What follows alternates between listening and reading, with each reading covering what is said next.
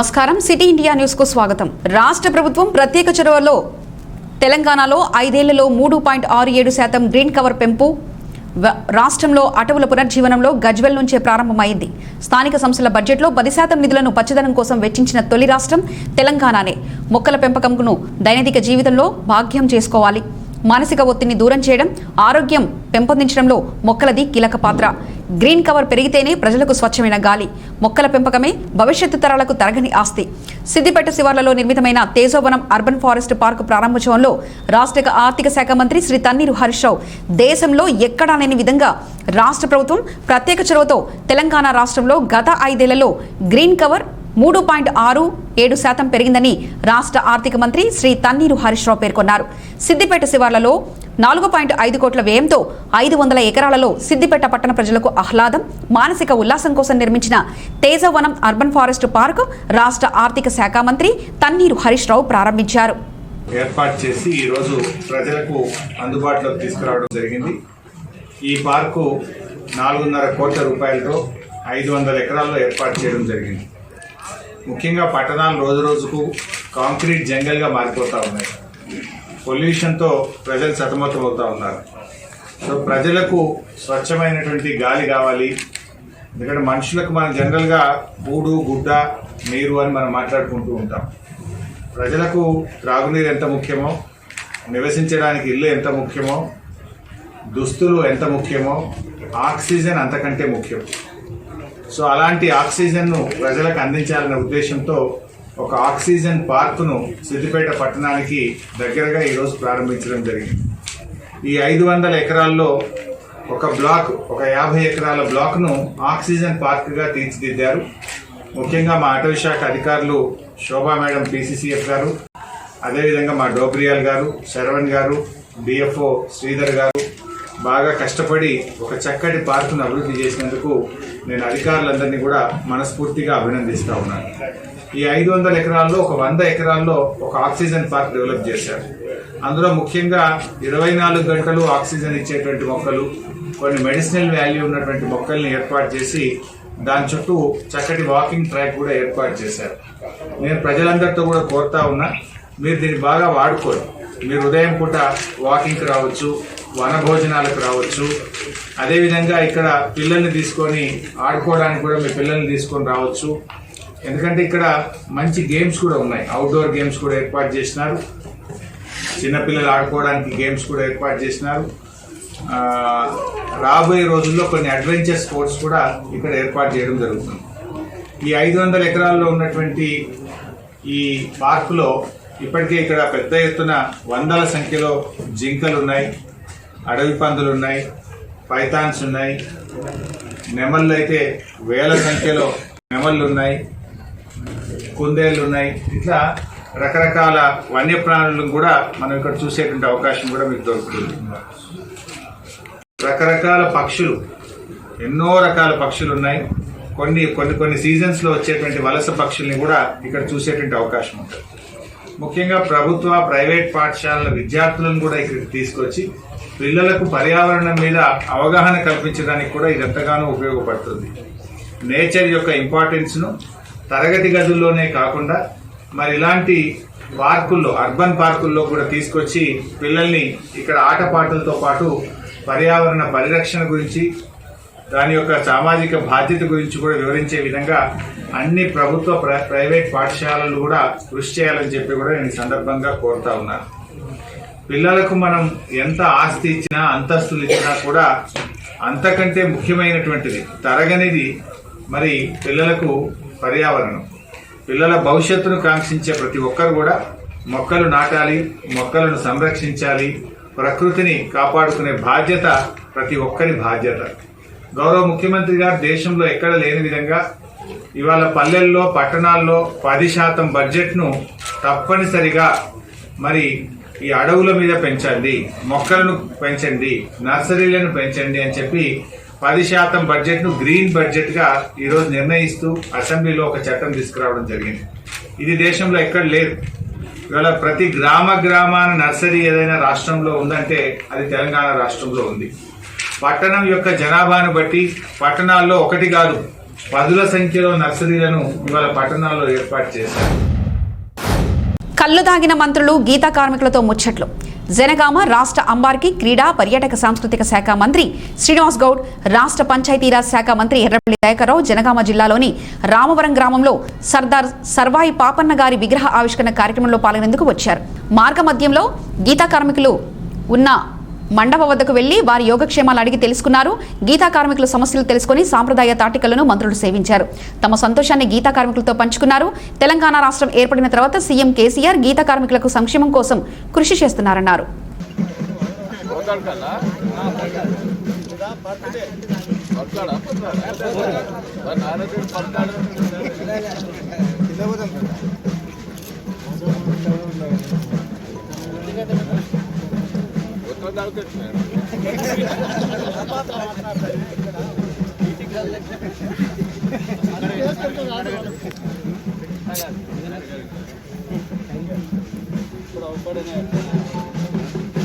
నిమ్మలంగా పోయా పెద్ద మనిషి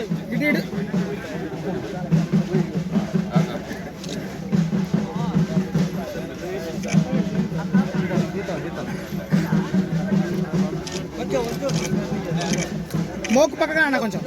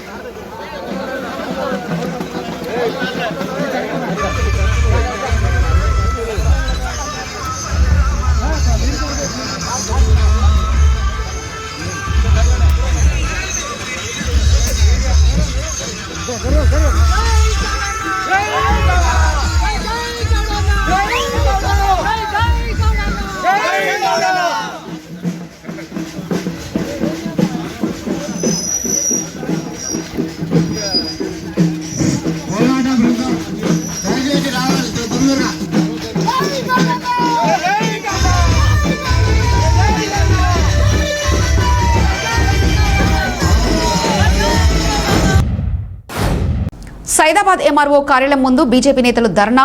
ఎస్సీ కార్పొరేషన్ నిధులను వెంటనే విడుదల చేయాలని, పీఆర్సీ నివేదికను వెంటనే అమలు పరచాలని, దళితులను మోసం చేస్తున్న కేసీఆర్ గద్దె దిగాలి, అన్ని వర్గాలు ప్రజలకు మోసం చేస్తున్న ముఖ్యమంత్రి కేసీఆర్ డౌన్ డౌన్ అంటూ నినాదాలు. భారీ ఎత్తున బందోబస్తు ఏర్పాటు చేశారు పోలీసులు.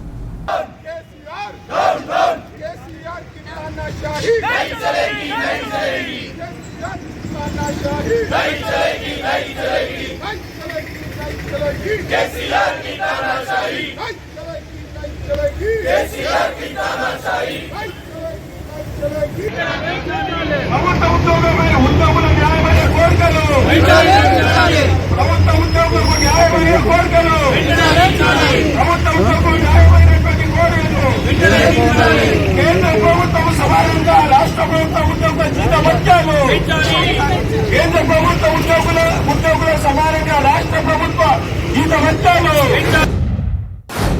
కడప జిల్లా రైల్వే కోడూరు బుడగుంటపల్లి మాజీ సర్పంచ్ గంగయ్య అనుచరులు రైల్వే కోడూరు ఎంఆర్ఓ ఆఫీసులో చొరబడి దౌర్జన్యం చేస్తున్న దృశ్యాలు.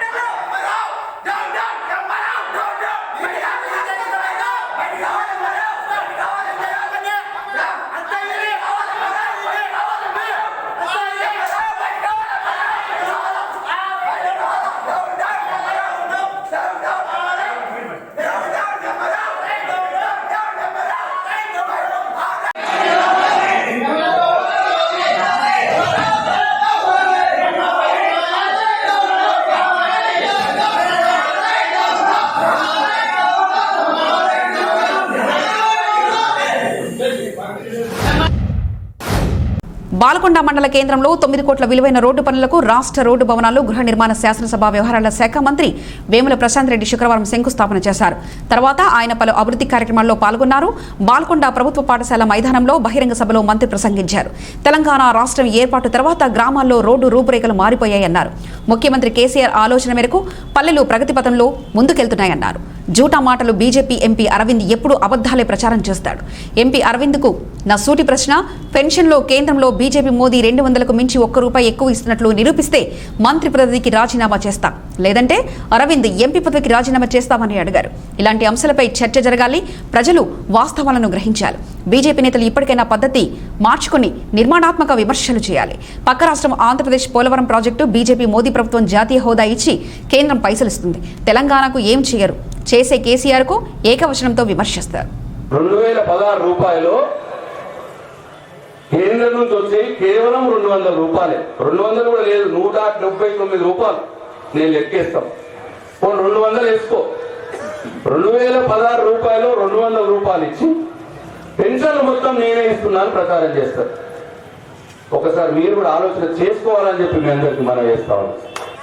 కేంద్రం ₹6 లక్షల 5, 6 మధ్యలో 6 వేసుకోపోయి కేవలం బాలకొండ గ్రామానికి నెలకు వచ్చే ₹58 లక్షల పెన్షన్ డబ్బుల్లో మీ కేంద్ర ప్రభుత్వం ఇచ్చేది 6 లక్షలు మాత్రమే, కేసీఆర్ ఇచ్చేది ₹52 లక్షల. ఇది తప్పైతే నేను రాజీనామా సిద్ధం. దీని మీద మాట్లాడరు, విషయం మీద మాట్లాడరు. ఇంకొక పని కూడా నేను చేసేది ఉన్నది. ఇల్లు ప్లాట్లు లేని వాళ్ళకి ఇల్లు ఇస్తామని చెప్పిన ఆ ప్రయత్నం మొదలైంది. ఆ ₹5,04,000 నీ కేంద్ర ప్రభుత్వం, నీ బీజేపీ వాళ్ళు ఇచ్చేది ₹72,000 మాత్రమే. 5,04,000లో నువ్వు ఇచ్చేది 72,000 మాత్రమే. ఆ 72,000 కంటే ₹1 ఇచ్చినా నేను రాజీనామాకు సిద్ధం. మంత్రి పదవి నువ్వు సిద్ధమా? మీకు కూడా తెలవాలని చెప్తున్నా నేను. ఇదంతా 5,04,000లో బీజేపీ కేంద్ర ప్రభుత్వం ఇచ్చేది 72,000 మాత్రమే. రాష్ట్ర ప్రభుత్వం కేసీఆర్ ₹4,32,000 ఇస్తా ఉన్నాడు. కేసీఆర్ ₹4,32,000 ఇస్తే మోడీ 72,000 ఇస్తున్నాడు. మరి ఎవరు ఎక్కిస్తున్నట్టు, ఎవరు తింటున్నట్టు ఒక్కసారి ఆలోచన చెయ్యాలి.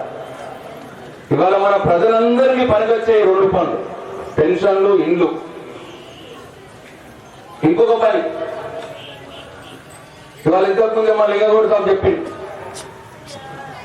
ఆడబిడ్డ పెళ్లి అయితే ₹1,00,000 వస్తున్నాయి. మీరు వేల్పూర్ నా దగ్గరికి వస్తే నేను సంతకం పెడితే మీరు ఎంఆర్ఓ గారి దగ్గరికి పోయి ఇస్తే ₹1,00,000 వస్తున్నాయి. నేను ఈ సందర్భంగా అడుగుతా ఉన్నా,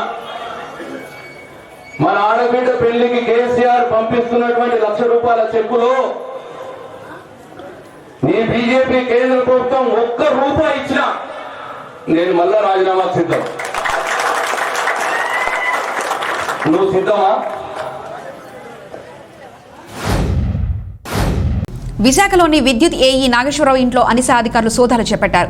కొమ్మాది డివిజన్లో విద్యుత్ ఏఈగా పనిచేస్తున్న ఆయన ఇంట్లో తెల్లవారుజాము నుంచి సోదాలు కొనసాగుతున్నాయి. నాగేశ్వరరావుకు సంబంధించిన 7 చోట్ల అనిసా అదనపు ఎస్పీ షకిలాబాను నేతృత్వంలో అధికారులు తనిఖీలు చేపట్టారు. విశాఖలోని సీతమ్మధార, సీతమ్మపేట, విశాలాక్షి నగర్, ఎంవీపీ కాలనీ, రాంపిల్లిలో తనిఖీలు చేస్తున్నారు.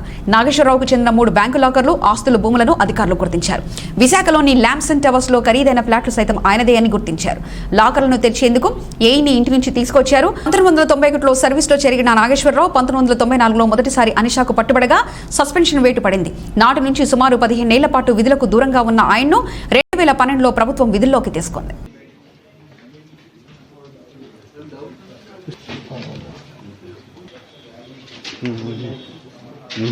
అలవాటు పోలేదు గోడకి కిషోర్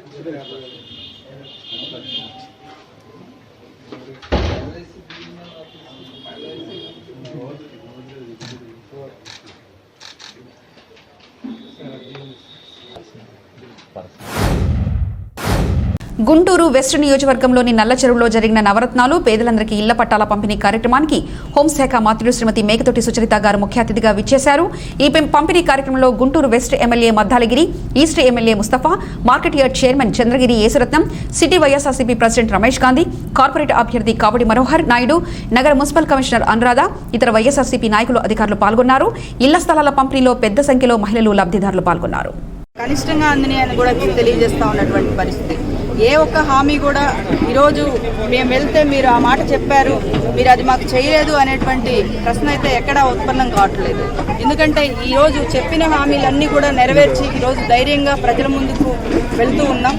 ఈరోజు దాదాపు ఇన్ని లక్షల మందికి ఇళ్ల పట్టాలన్నది ఇది భారతదేశంలోనే ఒక చరిత్రగా చెప్పుకోవచ్చు. ఒక నిరుపేదకు సొంత ఇంటి కళని సాకారం చేయడం అన్నదే ఒక గొప్ప విషయం. మరి ఈరోజు చిన్న గ్రామం నుండి నగరాల వరకు కూడా అన్ని చోట్ల ఈరోజు పెద్ద ఎత్తున ఈ కార్యక్రమాలు నిర్వర్తిస్తూ ఉన్నాము.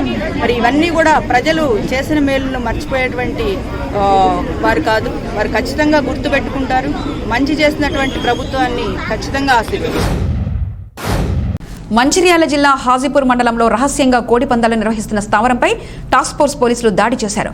5 పందెం రాయిలు, 3 పందెం కోళ్లు, 6 కత్తులు, 15,505 రూపాయల నగదు, తవేరా వాహనం, 5 సెల్ ఫోన్లు స్వాధీనం చేసుకున్నారు.